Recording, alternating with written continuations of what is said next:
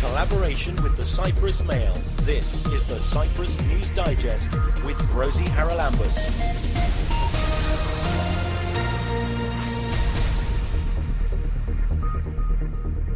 Coming up on the programme this week, we join the City-Zen roadshow and meet experts who've come up with ideas about how to move Nicosia to zero carbon. Roofs are a great potential, actually, in Nicosia, and I think they're underused potential in terms of energy creation, in terms of greenifying and lowering the urban heat island effect. So that's a big part, particularly in the old city. If we could use the temperature of the soil to be used for pre-cooling in summertime and preheating in wintertime, it's a very simple solution, actually. And the LGBTI community are in the run-up to this year's Pride March with a wealth of events and the support of the diplomatic community. So if you see a rainbow flag on a car driving around Nicosia or Cyprus, wave at them, because it's the amazing ambassadors that have been supporting us for the longest time, and we appreciate every single thing they do to make our work in our organization and support our community. The City-Zen roadshow has been in Cyprus recently, and it's created quite a stir. The person behind it all is Craig Martin. He joins us now to explain what exactly it is. Well, the City-Zen roadshow is funded by the EU. It's an initiative to get sustainability experts to a city in Europe and to work with local stakeholders to try and develop a sustainable city vision.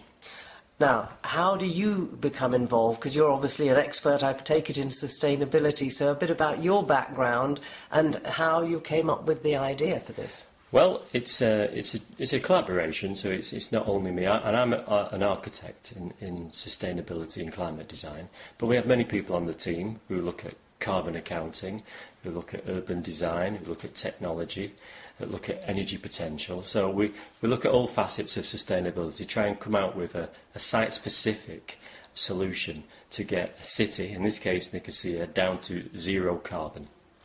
That's a really big ask, isn't it? I know that there are lots of technologies and so on out there that means we can reduce it significantly, but is zero really a possibility? It is, yeah. We've been to 8 cities before Nicosia, all with different climates, different economies, different urban typologies, but there are ways of doing it, and they range from the very sort of mathematical and technological to the very sort of social.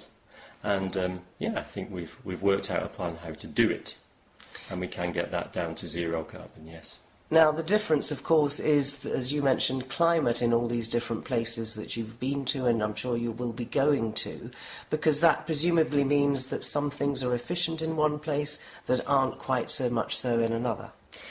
I think all cities have different challenges. Some are economic, some are to do with the sort of post-industrial landscape, some are to do with the initial urban plan of a city.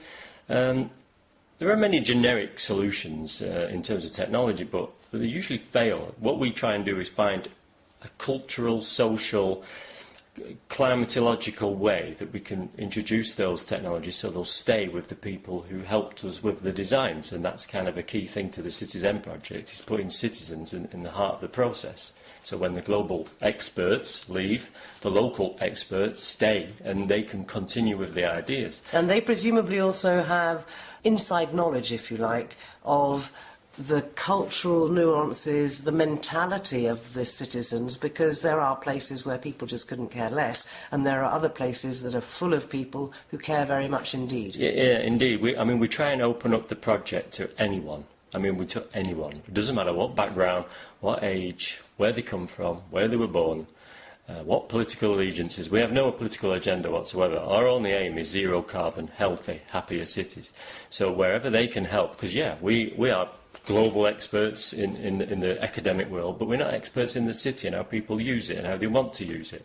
And we know that those solutions have to respond to that, or they are totally useless. And what about financing? Because some of the solutions, I imagine, are pretty expensive, whereas others are fairly easy and cheap. I was impressed reading something recently about, I think, a lot of Asian cities where even in the high-rise buildings, people have got little vertical vegetable patches so that they don't have to travel a long distance for their food, because that, of course, creates carbon emissions and so on. Exactly, yeah. What we try and coherently communicate is that sustainability is not just a sideshow where everything else goes on behind it. It's all encapsulating. It's to do with economy, it's to do with health, it's to do with productivity in the city. You know, it's an intelligent way of living, you know, and living in a nice way. I guess one of the main questions we get, and it's inevitable we get these questions, how much is this going to cost? You know, whoa, it sounds great what you're doing, but how is it going to cost? Well, I'd say, how much is it going to cost if you don't do it? And there's not really an answer to that, is there? I mean, it's a very good way of putting it. But nevertheless, There it is. does cost, and then you have local authorities and Yeah, municipalities exactly. saying, we haven't got the money. Yeah. So what do you do then? Well, I think that we're very blunt to what our aims are. Our team is about solutions and creative propositions. You know, we're the people who can work out where to go with a city, the timeline. You'll see with the presentation that we're going to give, we give timelines, and we're very practical actually. And yes, we don't have a suitcase full of money how it works. But I think one of the main benefits of the City-Zen Roadshow is that we change mindsets, and perhaps we realign what the challenge was, because people thought that the challenge might have been this, but we come along and say, well, yeah, actually the challenge is this, so at least you can start to shape some of your ideas in the future towards the work we've done together this week. How far does ancient, or certainly old, town planning play a role in this? Because our mobility has changed, our whole way of thinking has changed, and you've got all these out-of-town mega malls and supermarkets instead of the little local shop and so on and so forth. And that's a very difficult thing to turn around, isn't it? Or you work with it. I think we've been looking at the old town of Nicosia, and originally the old town worked really well in a climatological way. You know, it's sort of self-shaded, it had coolth, it had green, it had close proximity to functions in the city. It was actually quite a good solution. It had thermal mass as well. It had coolth, it sort of stored coolth, and it radiated heat at night. I think that what we try and do is try and link up cities in a different way. We try and make them more coherent. It's difficult to say in the time we have. We have a presentation that's taken perhaps, well, 3 months in the planning, but a week in solid work to show the ideas that are possible for a city that has already been built. You know, so we're very much into looking at existing environments. We're not into building new cities or destroying the old ones. And what about the people who turned up during your week? You had so many different events dealing with different aspects of all of this, didn't you? And I presume that not the same people came to all of them. So who did show up, and what did they come up with?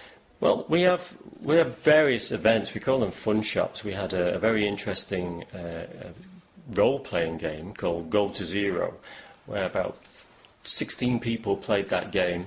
It's like a giant game of Monopoly, if you like, but they role-play and they try and work out the roles that a city or a municipality or a family or the person who owns, or the group that owns the electricity grid, what are the causes and effects to decision-making and to get a city down to zero energy. Other workshops deal more with the design aspects. So, yeah, we're looking at stakeholders coming in and talking about how they move around the city, and they'll sit next to a professor with a pen and they'll start drawing ideas, you know. So we start with that, really. There was one nice little seminar on carbon accounting where we show stakeholders how much carbon they've produced, how much carbon their neighbourhoods produced, how much carbon their cities produced, and how much carbon their islands produced. And then we try and show how, with different measures, you can get that down to zero. And today we'll show how that can be done in a design sense with some creative ideas. Can you give away the answer? How can we all do our own little bit? Because people often say, it won't make a difference, you know, who am I? But actually the sum of the parts adds up to a very big whole sometimes, doesn't it? Yeah, I think so. I think it's quite difficult to go through all the ideas. I think we have over 25 ideas to go through. But what I would say is that what we tend to do is look at the city as it is now, and we try to decar the city. We try to decard the city. We try and offer alternatives. We don't ban anything. What we do is offer alternatives. We try and reduce the urban heat island effect by bringing green into the city, and there's more to bringing green into the city than growing trees, but we look at various aspects through green facades, green roofs. Roofs are a great potential, actually, in Nicosia, and I think they're underused potential in terms of energy creation, in terms of greenifying and lowering the urban heat island effect. So that's a big part, particularly in the old city. And they've done that in Asia, haven't they? I mean, they've got high-rise buildings there that are literally forests. Exactly. Yeah, that's a good solution as well. And I think over the past, we've been doing the City-Zen Roadshow since 2015, January. We went to Belfast, we went to Dubrovnik, Izmir, Menorca, Sevilla, Roeselare in Belgium. We recently went to Preston in the United Kingdom. All have different ways of getting down to carbon zero. There must be a website where people who want to find out more can actually have a look at some of the questions that you've posed and the solutions, possibly not just about Nicosia, but about the whole project. There is. The project's a huge project. The roadshow is a small element of it, but actually probably has one of the highest impacts. The City-Zen project is online. It's City-Zen project Amsterdam Smart City, I think. So and we should say that's City, C-I-T-Y. Yeah, it's C-I-T-Zen. City-Zen. City-Zen. Zero energy neutrality Zen. There we go. That's Craig Martin, who's been talking to us about the recent City-Zen roadshow that's been taking place in Nicosia. Another City-Zen expert at that event was Andy van den Dubbelste, Professor of Climate Design and Sustainability at Delft University of Technology. He spoke about the significance of heat and cold exchange in cities using underground aquifers. When I spoke to him after his presentation, he elaborated. Using the underground is normally quite favourable because the underground takes on the temperature of mean temperature of a climate, which in many cases is a favourable temperature in winter and summertime. So if we could tap on that and if we could use the temperature of the soil to be used for pre-cooling in summertime and preheating in wintertime, it's a very simple solution actually. But in practice, of course, it's a little bit more difficult. You have to have, what's very helpful is that you have an aquifer, so a layer where you can find water, because water can actually make the extraction of heat easier. You can pump it up, and then you have water of a temperature here in Cyprus or Nicosia of about 15 to 18 degrees, which will be perfect for cooling. And then you pump it back warmer in a warm well, and in wintertime you can use a warm well, so it will go up to 25 degrees, I guess. And in wintertime you pump that up to start your heating. And this is not new technology. There are areas, I think, certainly in the Netherlands and other European cities, where whole areas are cooled and heated with this methodology. Yeah, absolutely. In Holland we have close to 3,000 of these projects. So with two wells, one to be the cold well and the other the warm well, which indeed over a year's time should be in balance. So you take out as much heat as you take out cold in summertime, because then you don't disturb the underground, that it doesn't heat up gradually and then you can't cool anymore. Does that apply in a climate like Cyprus, where our hot months are so much longer than our cold months? Does it balance out, or do we have to do other things? I haven't studied that, of course. We didn't have time to go in deep that much. But it would be a challenge indeed, because I think the cooling demand here is a bit higher, certainly in the way we are building right now.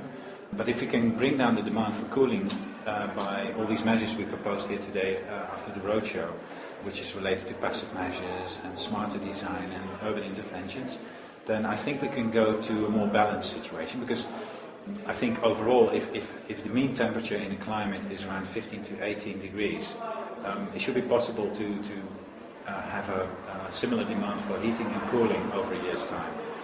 So in that case you could use the aquifer underneath Nicosia to tap in for cooling and both heating. And otherwise, if Nicosia itself demands more cool than heat, then it could be used also for hot water purposes or for industrial processes where you use it as a basis for heating. Now, of course, the aquifers under Cyprus, or most of them, are saline. Yeah. So they're not of use for many things, but there is also surely the possibility, particularly after the winter we've just had with so much rainfall, for us to store that rainwater and feed the aquifers. Would that work? How would it work? Yeah, well, to explain first, if we use the aquifers for heat and cold, the idea is that as much water as pumped out is also going back again. But it's still saline. Still saline. How do we make saline, it non-saline so that it could also be used for other things? Yeah, but then you would pump out water and use it, and so then the aquifer would gradually be depleted. Yes, indeed, you could fill it again in rainy periods. But I think it's smarter to use the rainwater that comes down in certain periods to store it at higher level on the surface, to be used directly as water for households, for a city.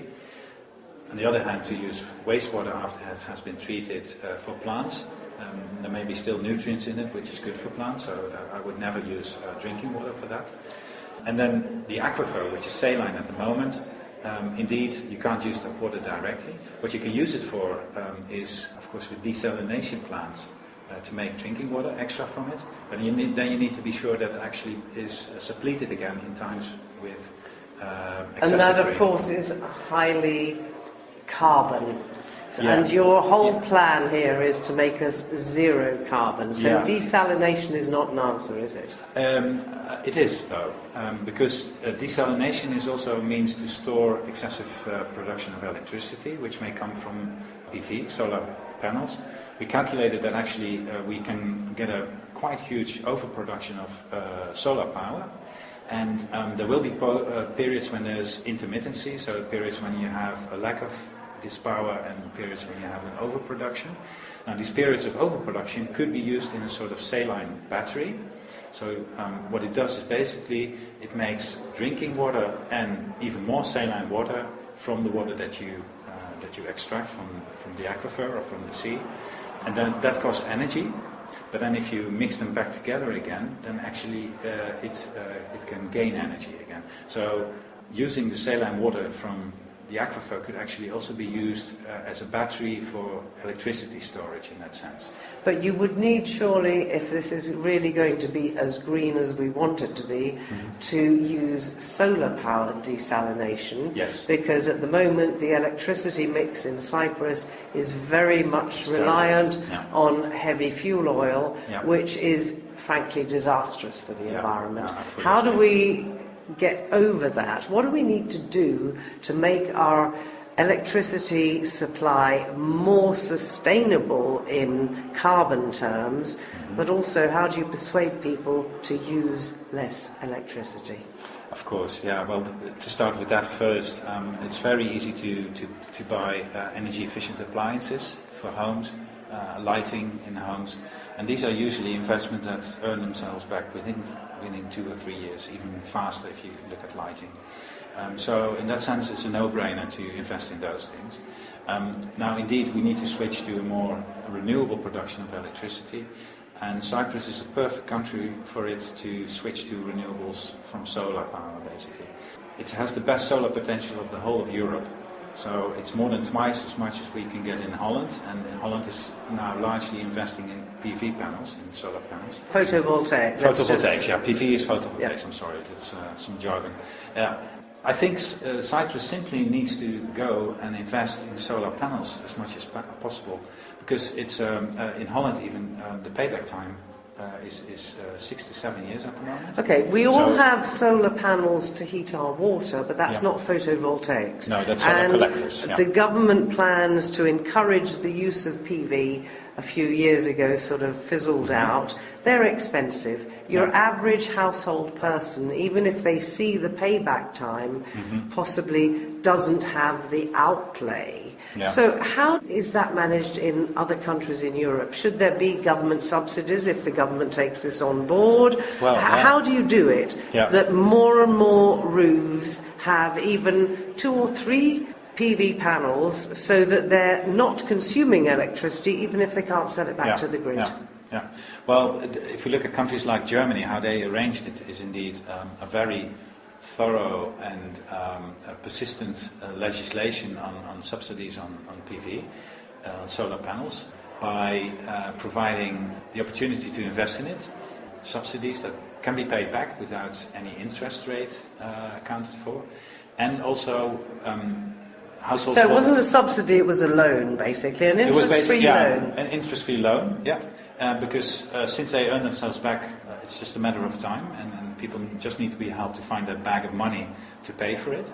And another thing is that there will be periods of overproduction, and if people can discharge into the grid at that moment, into the electricity grid, then for the same price as what you pay for electricity that you purchase, then that's a sort of very secure basis for people to invest in solar panels. So you'll get a deduction on your next bill because you already gave them Absolutely, back whatever. yeah. And in many countries, also in the Netherlands, it's such that you are allowed to produce as much electricity with PV, with photovoltaics, as you use electricity in a year's time. So you may have overproduction in summer, you may have underproduction in winter.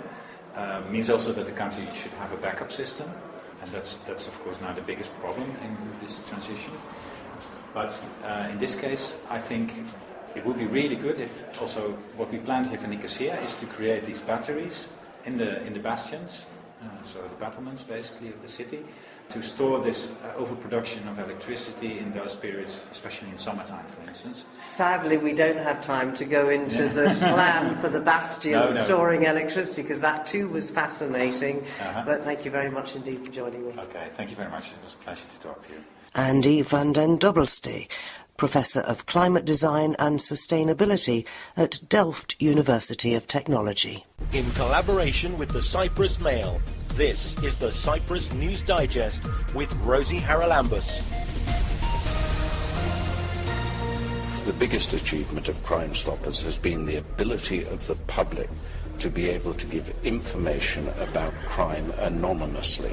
There's no way I could have kept prostituting without the drugs. There's no way I could have had my body used like a public toilet, because that's actually what prostitution is. And then the fourth series I started 3 days after I'd won the Oscar, so the whole of the Monarch of the Glen experience was all interplatted with the Gosford Park Oscar experience. I was working with Ronnie James Dio, and David was going to reform Whitesnake in 2003. Cyprus was chosen because Cyprus is a stable, peaceful and secure place. We have to really look closely.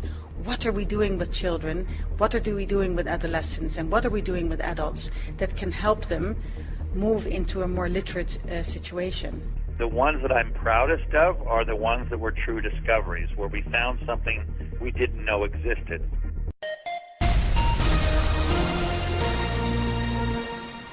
Cypriots go to the polls on Sunday to elect their European Parliament members.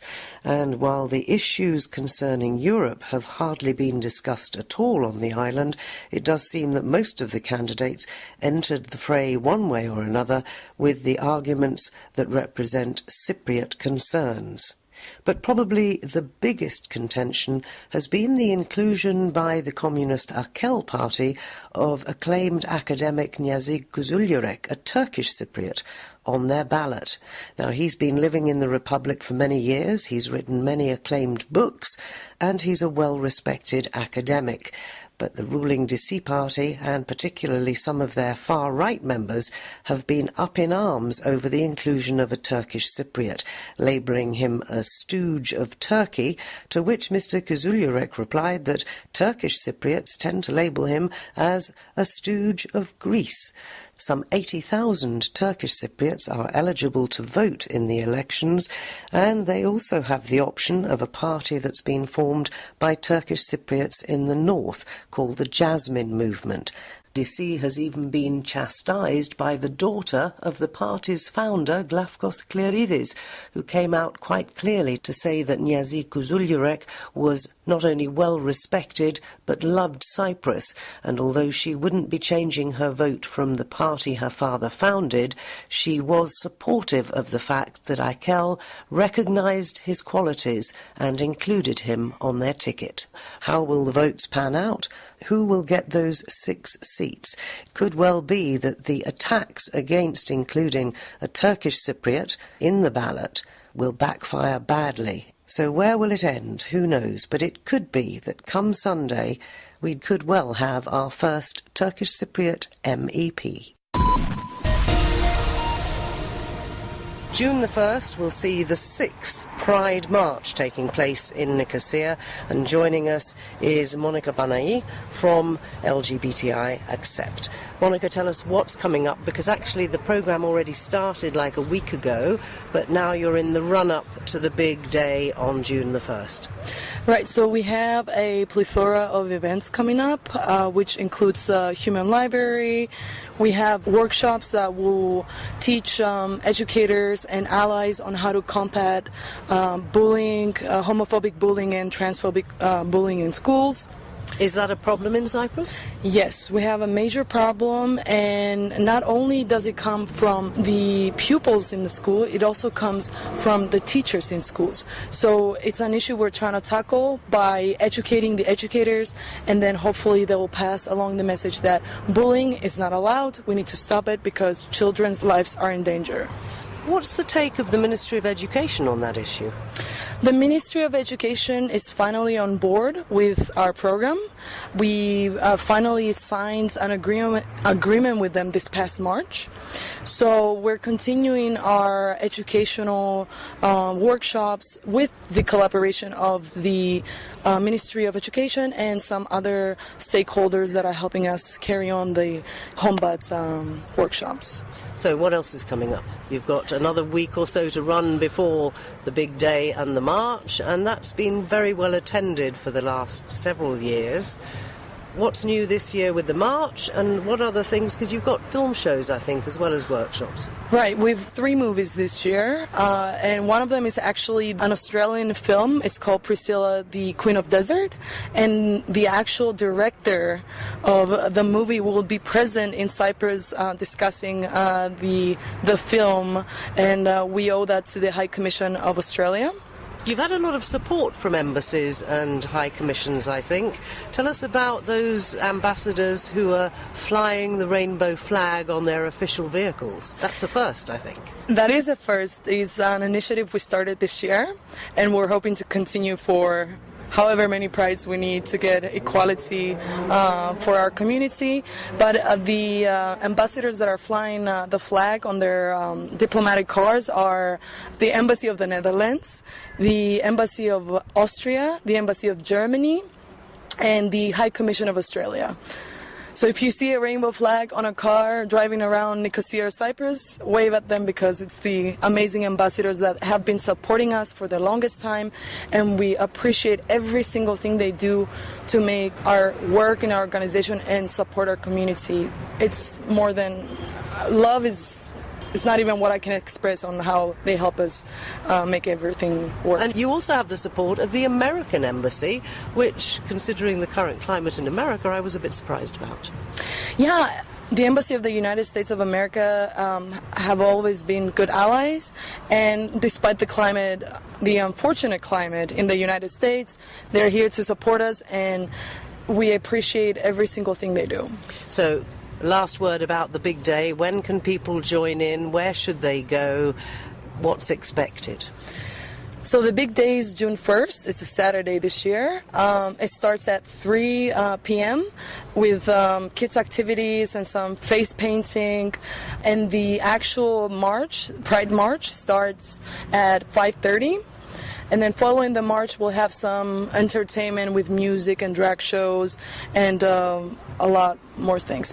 And the location for that will be the Municipal Garden in Nicosia. Now, this year you've also got, I think, some events happening in other towns, and I'm not sure that happened before. So, film shows in Limassol. Where else will be able to join in, as it were, even if they're not in the capital? We have workshops in Limassol, we have movies in Limassol, we have workshops and movies in Larnaca, so we're trying to go island-wide because, you know, we've been trying for years to reach out to other cities, and now our capacity is allowing us to organize stuff in other cities. So where can people go if they want to have a look, possibly online, at the full programme of events? Where should they go? Facebook? You got a website? What? The full schedule of Pride will be at Accept-LGBTI Cyprus.org, and then we'll have several events posted prior to the events, maybe a week before the events, on Facebook. So follow us on Facebook at Accept-LGBTI Cyprus. But for the full program, you will have to access the website accept-cy.org. And that is Monica Panayi, who is the current president of Accept-LGBTI Cyprus.